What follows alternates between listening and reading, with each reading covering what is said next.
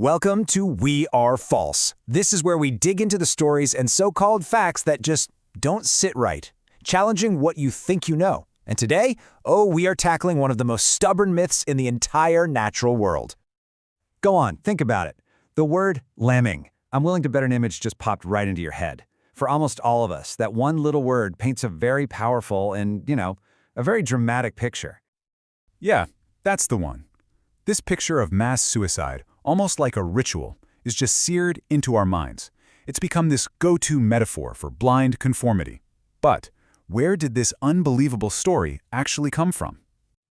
Well, you might be surprised to learn that this whole idea wasn't born from some ancient folklore or, a real scientific observation. No, it was created for the movies by one of the most trusted names in entertainment on the planet, Walt Disney. The year was 1958. The movie was called White Wilderness, and it was part of Disney's super popular and really respected True Life Adventure series. Back then, audiences saw these films as the absolute gold standard. They thought, this is real nature. This is the truth. And believe me, this wasn't some little side project. The True Life Adventure series was a critical powerhouse. It won a grand total of 8 Academy Awards. So yeah, this series had credibility just baked right in. And when White Wilderness came out, the critics loved it. The New York Times called it fine and fascinating. It even won the Oscar for Best Documentary that year. So to the entire world, this wasn't just a movie, it was documented fact.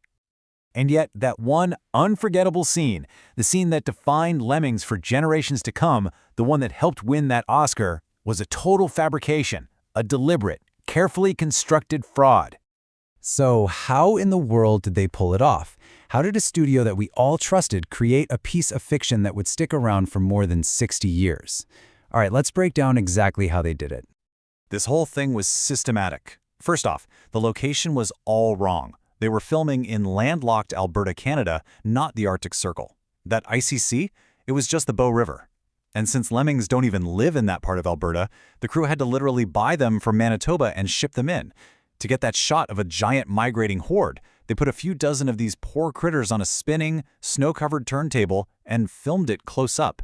And the big finish, the jump, the lemmings wouldn't do it. So the crew, they physically threw them off the cliff.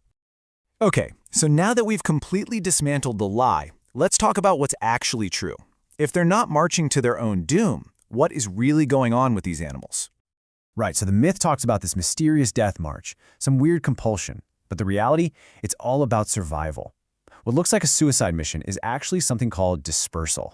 It's not a strange instinct to die. It's a totally logical response to a population boom. So here's the real story. About every 3 to 5 years, lemming populations just explode. There's way too many of them for one area. So, needing more space and food, they spread out to find new places to live. And they're actually pretty good swimmers, so they'll cross rivers and lakes to get there. But sometimes they misjudge the distance of a large body of water and tragically drown. It's an accident, and it comes from a powerful drive to survive.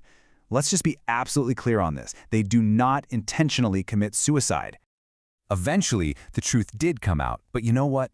The damage was already done. The lie had taken on a life of its own, becoming this permanent fixture in our culture. Think about this timeline.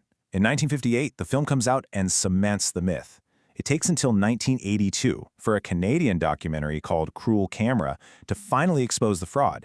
And yet here we are today, decades later, still using the word lemming to criticize someone for blindly following the crowd. Kind of ironic, isn't it?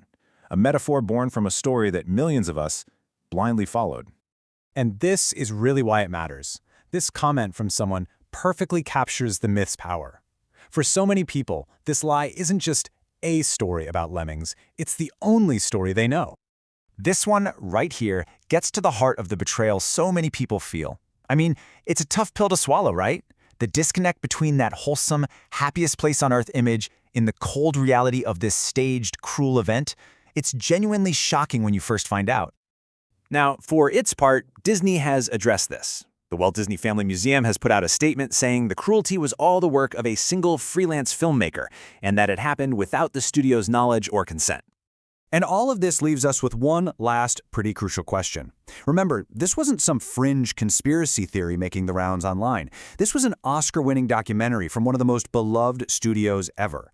So if a fact this famous from a source this trusted turned out to be a complete fabrication, it really makes you wonder, what else do we think we know that just isn't true?